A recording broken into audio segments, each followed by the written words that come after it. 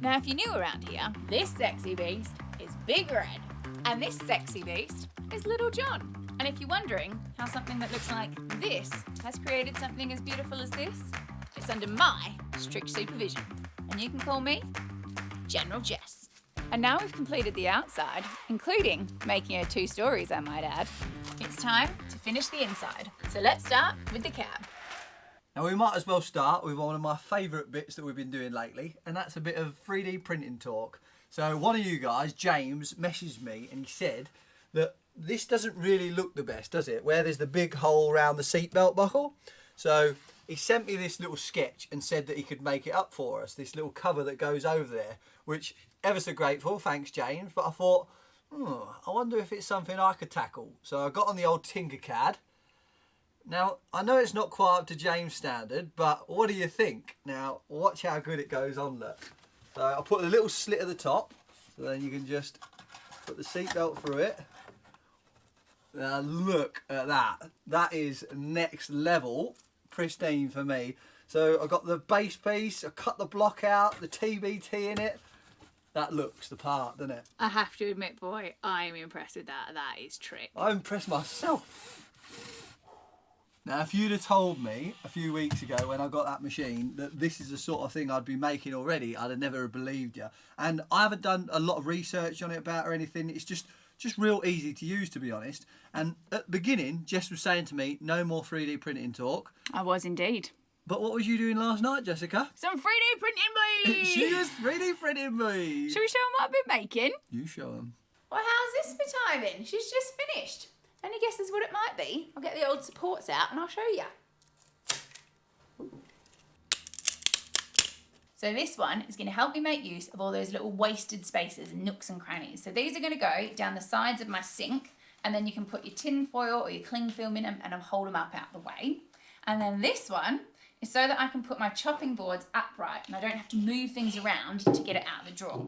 So that one will go in, and then I can either get another one or this little one at the front too.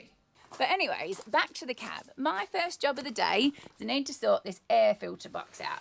And it's a bit of a state because John made it out of recycled alley from the roof, and it's a bit of an awkward shape to make. So let's get that carpeted up and sound deadened. Now, even though the old Raptor came out pretty good, I didn't really do a good job of filling the holes, because as you can still see some of the little imperfections. Really, I should have filled it. But a couple of you said about plastic filling. First of all, you can use a hot glue gun and put a cable tie for it. That's a brilliant idea, that. So I've got a glue gun, I'm going to try that on. And then a couple of you said as well about a 3D pen. So it uses the same filament what's in the 3D printer, and it just, like, you can draw all sorts of things, it just melts the plastic. So I've ordered one of them as well, because not only have me and Jess got into 3D printing, but my little niece has as well. So every time she comes round, she was like, can you 3D print me something? So hopefully she can use this pen and do her own designs as well.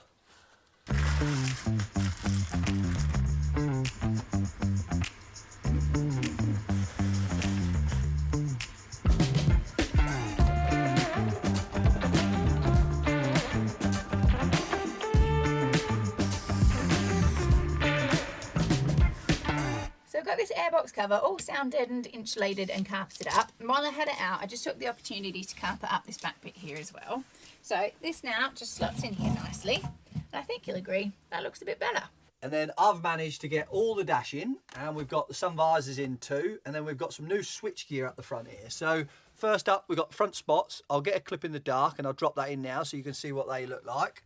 Then we've got the reversing camera switch and the waste valve switch. Now, I'll tell you about that one later on, but the reversing camera, I like to run on a switch so we can have it as almost like a rear-facing camera while we're driving along, but then we can switch it off too. Now, this is a wired version, 40 quid off of Amazon, you can't beat it. I fitted it in the Sainsbury's van and the Defender. I've tried the wireless ones before, but the only thing is with them is they pick up some other people's cameras from time to time, so I prefer this type. We're a bit posher than the old Defender owners in here as well, because we've got the old glove box. Look at that, vinyl backed and everything. Yeah. But one thing that hasn't turned out good is this switch panel for the diff locks and the cross locks. Now, it's never sat in flush since we've had it. Now, ideally, I could do with making a little spacer up, so it spaces the switch panel off. Now, if only I had a machine to do such a job. But before Print Boy is allowed to go and play with his toy, I've told him we need to get these seats in.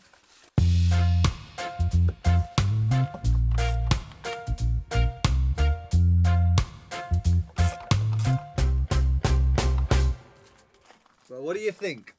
Absolutely love it. I'm over the moon with how it's come out. And it's a good job Jess's thumb's on my head as well, because there's a few millimetres to spare.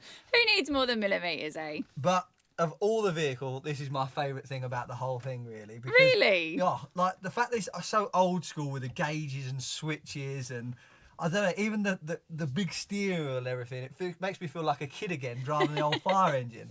But I haven't shown you a couple of bits as well. I wanted to try and keep a few original features.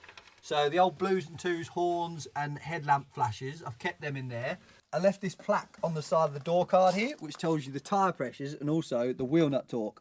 Now it's pretty useless because I haven't got a clue what 148 pound-feet is, but we'll have to convert that into Newton meters.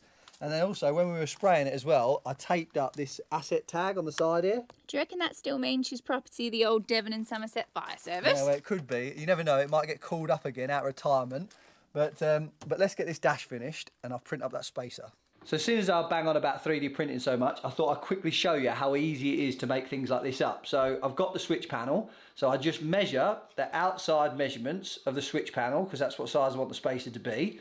And then also the inside as well, because that's what size I want the hole to be. So you go onto your free software on the internet called Tinkercad, and on the right hand side here you can see all these shapes that are already done for you. So you grab the shape you want and bring it onto your workpiece, and if you notice they've got all the measurements on there for what it is. So you want to change them to what you want. So we're going 87 by 57, but you also got to change the height as well. So we're going to go a 4mm thick spacer. So that's the spacer there, but you notice the corners are dead square, and on the switch panel we've got, they're rounded ever so slightly. So all you do is go up to radius, and then as you can see, when you change the radius it rounds over your edges. So we'll just give it a little radius, and then we need to make the hole in the middle. So you grab the same shape again, but the one that's greyed out, and then you change the measurements of that to what you want. So we want a 78 by 48, and then you need to change the height of it to 4mm again, and then all you got to do is you got to drop that onto your workpiece like that. But you notice it's not square, so all you do is you highlight them both, top there, press a line, press the dots to align it.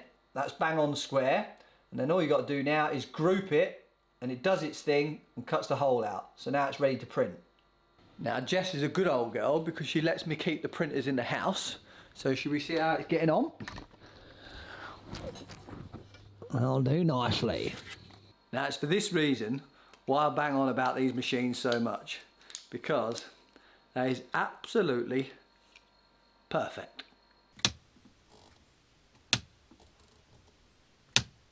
Beautiful. 3D printer to the rescue again. Looking real good that is, and we've only got a few more jobs to do in the cab until it's totally finished. So whilst we get on with them, we'll speak to you about this week's sponsor, Incogni. Now Incogni is a personal information removal service, and they reduce the risk of spams, scams and identity theft by taking on data brokers and getting you removed from their list. Now if you don't know what data brokers are, because I didn't until we started working with Incogni, then they're companies that take your personal information and make profiles about you. They then sell it to marketers, insurance and financial institutions. Now not only is it really invasive, but it can affect things like getting a loan or how much your insurance costs. Now the even bigger issue is that these databases are regularly hacked by scammers and cyber criminals, and millions of people's personal information ends up in the hands of criminals every year. They do things like steal your identity. Now you have the right to be removed from these lists, but it makes the companies a lot of money, so they don't make it easy. But Incogni takes all the hard work out of it for you. All you have to do is sign up, give them the right to work for you, and they'll do the rest. They even email you monthly updates, so you don't even have to log on to see your progress. So I can see in the last 4 weeks I've been removed from other 3 lists, which is 69 in total. And they offer a 30-day money-back guarantee, so you can try it risk-free. So if you want to take control of your personal data, Incogni have given us a massive 60% discount on an annual plan. All you have to do is use the code TRUEBLUE at the checkout, and I'll put a link in the description for you. Now, if you're wondering what it is I've been doing, I've been making a mount for the old tax disc. Do you remember we were gifted this at Van Love? And it's the original one for Big Red, so I need to display it proudly. So I've got myself a bit of the same wood that we made the roof out of, and I've oiled it up, but I still need to wait for it to dry. And I'm going to mount that there, and then it's going to make a little frame that's going to go all the way around the edge of that. But I need to cut it all to shape once it's dry and I can stick it on. I'm not keen. Not keen. I think it has to be black, but Jess thinks it's the wood. What do you think, people? She thinks he's going to break the dash up and the colour, but Yeah, and I think it ties the roof in. I don't know. You'll see, it'll look lovely. And also, you have no right to talk about style. Look at the state of you. I'm the fashion king, if you don't know. Look at that. Look. Sex on a stick. Even got holes in his jumper, look. Don't you start with me, woman, because who have I been catching in their Crocs lately, Jess? Only when I still have my slippers on, and only to go and get the door. She loves them. I do not. But they are still vile. I've been on with some proper work anyway, because Proper work. remember we got gifted this Devon and Somerset badge at Van Love by the same person, little beauty. Well, I was going to mount it in the middle of the steering wheel here, but this centre cap is like concave. Is that the Convex, word? Convex, I think, when it pokes One of them, out. but it's proud. Look, it doesn't really look that nice. So, well, you know how much I like my 3D printing. Do you? I never would have known. I think that's what the thumbnail should be in this video, just the 3D printed vehicle. But I've printed that little beauty, look, and that just, get the clip, you've got to show it. God. That just pops in there like that, and then that goes on there like that.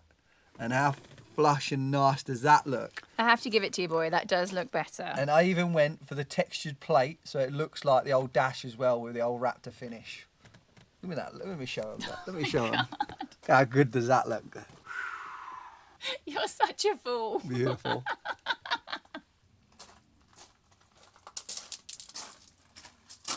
Hello. Nothing to see here. What you got there then, Jess? Toblerone. We was having this discussion the other day though, weren't we? Oh, I bit my mouth. Which is the best chocolate going? And Toblerone's got to be one of them.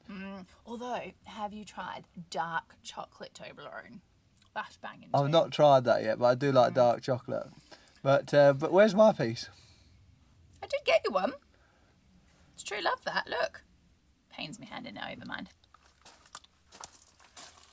Now, if you've noticed these ugly old seat covers, don't worry, they're only in while we do the build and then they'll come out. But I wanted to show you my beauty little mats that I've made. Now, I've done it because, obviously, with this carpet underneath, when we were getting in and out, it'd get really mucky and dirty, and it's not very easy to clean. So I've just cut these mats to shape and then put in these turn button latches. And they're just a little elongated hole. So obviously, when you close them, it holds it in. But when you open it, it pops off nicely. Now, I've made the mat out of dirt trapper mat. And we love this stuff. We use it for all kinds. Because it's rubber backed, obviously that makes it waterproof, but also you can cut it to any shape and it won't fray. And you can just chuck them in the washing machine. And I've got the dash cam all finished as well. So remember we showed you this one before. This is a 3-way camera. So we've got the forward facing camera in the actual unit. We've got the back camera in the back window. And then this one now I've just fitted, that looks at our faces as well. So I'm sure that'll get plenty of amusing clips when we go off road. But where I've installed the wiring, because it's so long, I couldn't chop it down because it's USB to, what do they call it, a jack plug. So what I've had to do is just store it up here. But the way I've made it nice and neat is I've wrapped it all up and then I've got some heat shrinked it all and then just P-clipped it to the top. So that's the best way I find to neaten the cable up when you can't cut it shorter. And then we've got some more jobs ticked off the list in the back here. Now, last week I didn't show you this tap. So we've got one that pulls out on a hose. So Jess can always wash her hair in the sink. But also we can spin it round like that so we can use it outside if we want to wash anything off. And then in here I've got all the waste pipes on. So that's all sealed now from the sink. And then in the toilet box as well, I've installed a fan because even though they don't smell as bad as chemical toilets, with Jess around, you always get some unwanted smells, don't you? But in the wheel well here, I've piped it up so it just vents out here. And then I'll put some stainless steel bug mesh on the bottom there, so no flies or anything like that can get up there. And it's high enough where I would never go in any water higher than that, to be honest, because it'll go in the door seals before it goes in there. And then on the front here, remember I was telling you about that switch on the dash for the waste valve? Well, we just flick that and then come down here and then it leaks. And obviously switch it back off and you hear it closing and then it stops. And like I say, we install them in all campers now. They're so handy. Now the next job we're on with is the second most important job of the old camper build, because the most important is installing the fridge, because that keeps the General well fed. And this one keeps her warm because we're installing the night heater. And as long as she's both of them, my life is peaceful until we need to restock the fridge. But I've been lucky enough to try the most expensive night heaters like the Eberspachers down to the cheapest Chinese diesel heaters like the £100 specials off of eBay. And if you're anything like me, the first thing you do when you go looking for something is you filter cheapest first. But I wanted to say why I think it's worth just spending that little bit extra on a night heater. Now, like everything, when you buy more expensive stuff, the components they use are a lot more expensive, they're better quality, but that's a bit of the boring side. To be honest, for my favourite part about them is the noise that they make. Now, the cheaper ones are a lot noisier than these, and that's due to a couple of things. Now, first is, these more expensive ones have got brushless motors in them, so obviously it means they're a lot quieter, and also they're a lot more reliable. The second is the exhaust silencers, because on the cheaper ones they're hollow and you can see straight through them, whereas these ones are properly baffled. And if you don't know what the difference is with that, if you ever take an end can off of a motorbike and run it up, they're so noisy, whereas if you put the silencer on, they're obviously a lot quieter, and it's exactly the same with these. And the last one is the fuel pump. Now, the way these work is when they're delivering fuel, they make a ticking noise, and because they're delivering fuel constantly, they just go tick, tick, tick, tick, tick. So I like to see it as the cheaper versions are a bit like Jess. They're loud and very annoying, whereas the more expensive ones are a bit like me. Quiet, smooth, seductive.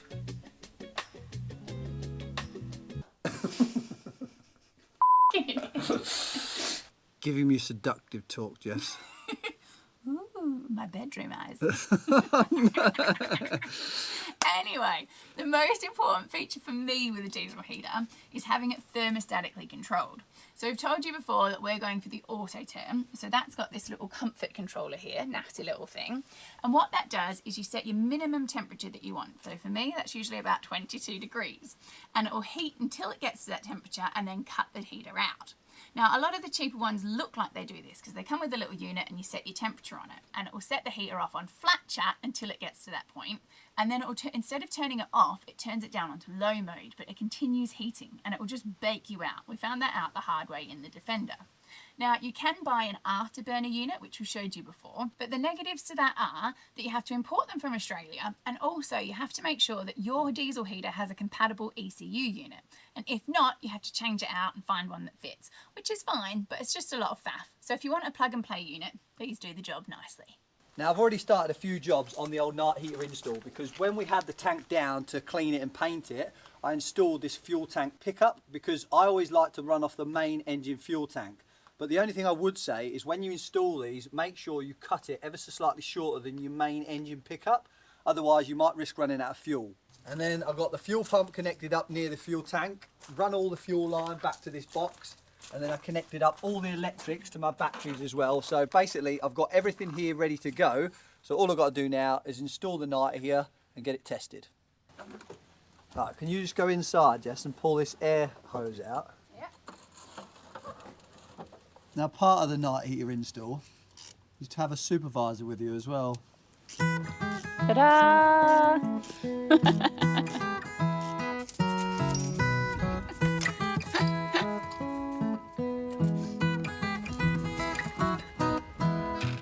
Well, we have heat. She works a beauty. Now, John's had quite a bit of practice fitting diesel heaters over the years, but if you're not confident with it, Autoterm do offer a fitting service. And also, don't forget about that 5% discount we've got on all of their products if you use the code TRUEBLUE5. So now that we've got it fitted, we've been able to get this panel in the back. So we've got the air intake in it here. And then obviously we've also put the proper bit down the bottom there. We've also got the 240 volt socket in. There's the USBs in here. And we've also added a few more up the top here, because you can never have too many. Now, remember last week, Jess was telling you about the old water filter housing on the water filtration system and how it's got a bit of bounce, it's got a bit of flex in the bracket. So on the Sainsbury's van, I put a bit of foam at the bottom just to stop that bounce. Well, you know how Batman's got Robin and Wonder Woman's got her whip? Well, John Boy, he's got his 3D printer. Oh my God. Look at it. What do you think? Printed that off last night. So I'm going to screw that to the wall and this water filter housing. You ready? Wait for it, wait for it. Beautiful. If only he loved me as much as he loves that bloody printer. Little cable tie on the bottom. Ready for an earthquake. Now, I've got a little game for you for this episode as well. Every time you hear 3D print, you've got to take a shot, all right? They're going to be blotto. I've been on with a bit more 3D printing. Because I've made a little cover for the old solar cables up there, look. And that was your guys' suggestion as well, so that's how I know you're not sick of the old 3D printing talk. But I forgot to tell you last week about the old solar gland I used for the cables to come in through the roof. Now, normally you use the big, bulky plastic ones, don't you? These Sikaflex down. They're huge, they look ugly, and I just don't like the way they fit. Whereas I found this little beauty off eBay, 15 quid, so they're not cheap, but it's a much better design. Because what you do is you run the cables in through the bottom and out the front there, and then you've got this little rubber that you put your cables through, that slots in there, and then this screws to the front. So it's a much better fix into the roof, but also it looks a lot better.